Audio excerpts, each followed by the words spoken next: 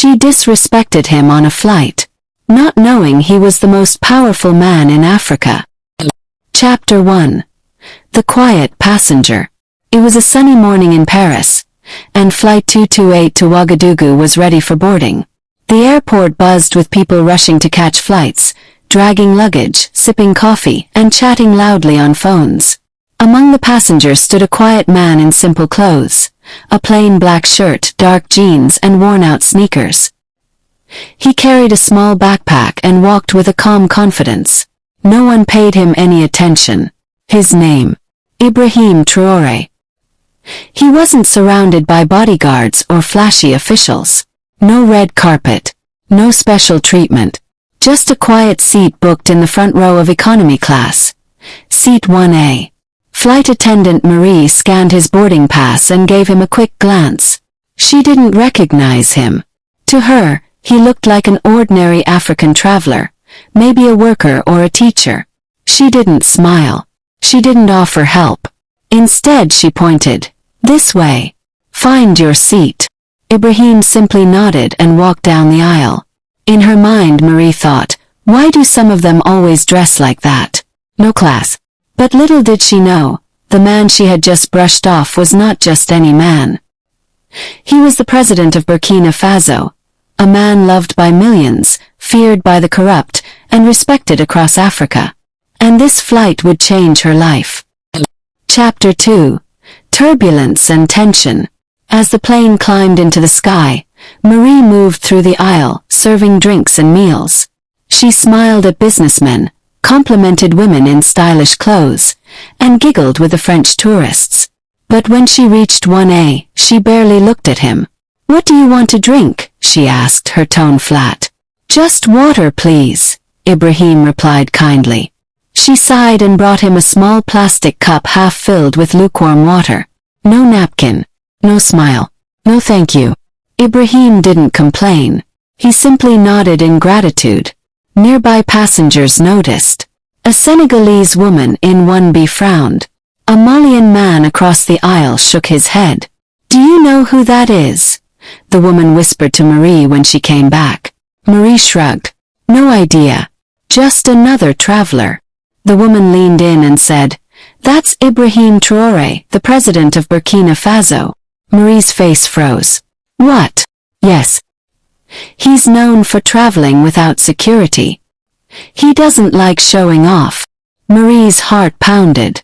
She turned slowly toward 1A. Ibrahim was calmly reading a small book. Her hands started to shake. "I disrespected a president," she thought. Not just any president, but the most beloved one in Africa. Chapter 3. The Whisper Spreads. Within 30 minutes, the whisper had spread through the cabin. One by one, passengers began to glance toward seat 1A with respect. Some nodded at him. A few even stood and greeted him in soft voices. Marie couldn't stay still. She rushed to the back of the plane, her mind racing. Shame filled her chest.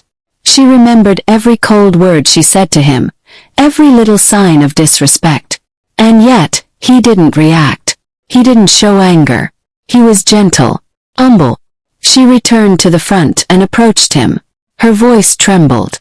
"Sure. I didn't know. I'm so sorry." He looked up and gave her a warm smile. "It's okay. You treated me the way you treat ordinary people. That says more than you think." Marie's eyes filled with tears. "I feel ashamed," she said. "No need," he replied. "Use it as a lesson. Everyone deserves respect, whether you know their name or not." That moment broke something in Marie, and rebuilt something else. Chapter 4. A Story in the Sky. The rest of the flight felt different. Passengers sat quietly. Some smiled at Ibrahim, others just watched in awe. Marie brought him a warm meal, this time with care. She added a cloth napkin, a slice of cake, and said softly, "From the crew." He thanked her, nothing more. The captain, a veteran pilot from Morocco, left the cockpit during cruise and walked down to greet him. "Your Excellency, it's an honor," he said. "Thank you, Captain. But here I'm just Ibrahim." Even the children on board sensed something special. One little boy waved at him. Ibrahim waved back.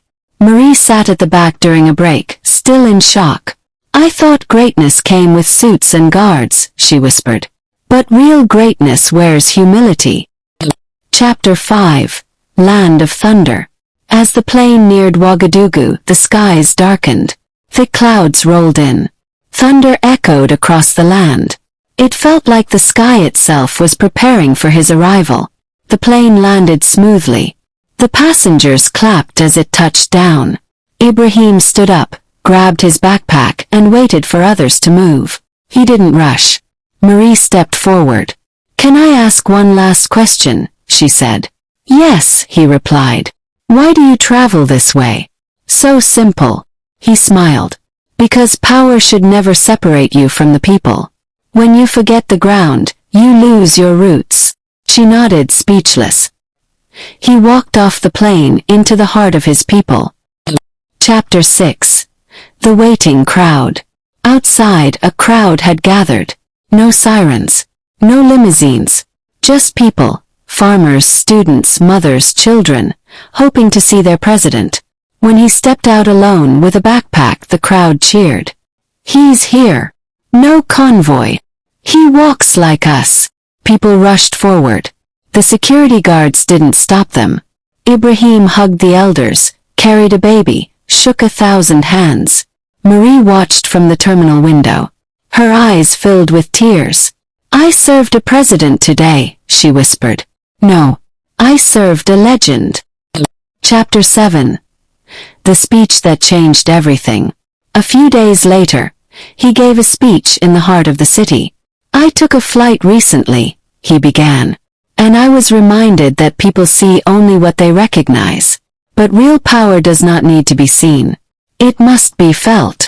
He spoke about respect, about humanity, about humility. Treat every person like they carry a crown.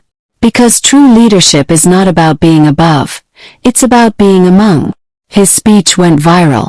Across Africa, people cheered. Chapter 8. The World Watches. In Kenya, people held seminars about him. In Ghana, students quoted him in class. In Nigeria, a popular artist made a song, "Seat 1A, the president with a backpack." In South Africa, activists chanted his name. In Europe, Marie told her story on TV. "I didn't know who he was. But now I see who I should be." Everywhere, people began to believe that leadership could be different. Chapter 9. The Enemy's Whisper. But not everyone was happy. In powerful foreign boardrooms, men grew nervous. "He's waking up Africa. He's dangerous to our control. He must be stopped." Whispers of plots, plans to silence him. A message reached his office. "Stop your movement or face the consequences." He smiled. "I was never afraid to walk alone. But now I walk with millions." And he kept going. Chapter 10. The Legacy of Seat 1A. Years later, his story became legend. Airlines began using Seat 1A as a symbol. In schools, children were taught about humility. In leadership classes, his name was written in gold. Marie became a global speaker teaching respect. And in Burkina Faso, a small museum was built, not of gold or jewels, but a simple display. Backpack, boarding pass, and a plastic cup. Above it a sign. Greatness doesn't shout. It listens. The world would never forget the flight where a leader was disrespected and responded with grace. Because the greatest president in Africa didn't need to be known. He only needed to be felt. Please like, share and subscribe.